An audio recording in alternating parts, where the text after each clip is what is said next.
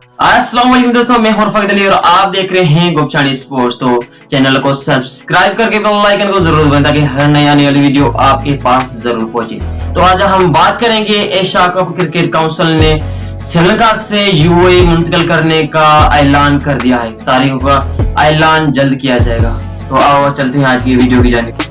सदर भारतीय cricket board Sarang Ganguly ने पीसीबी से आईसीसी इजलास के बाद मीडिया से गुफ्तगू करते हुए कहा कि श्रीलंका के मौजूद के बाद एशिया कप यूएई में मुंतकिल करने का ऐलान कर दिया गया है। उन्होंने बताया कि एशिया कप 28 अगस्त से 11 सितंबर तक यूएई में खेला जाएगा।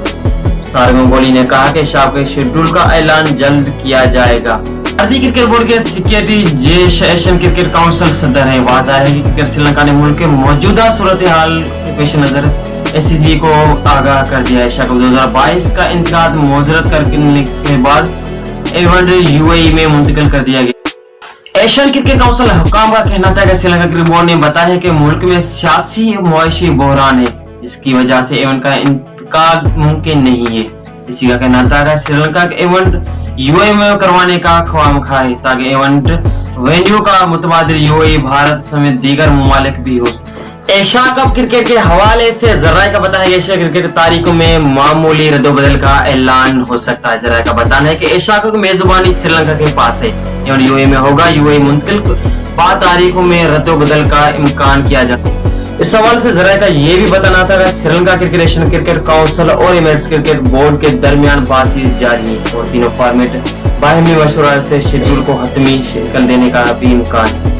जराये का कहना है कि एमिरेट्स क्रिकेट बोर्ड ने इवेंट शुरू करने की तजवीज दी है। तीनों क्रिकेट के अगले 2-3 रोज में तमाम मालूमात को हतमी शक्ल देने की पर उम्मीद है।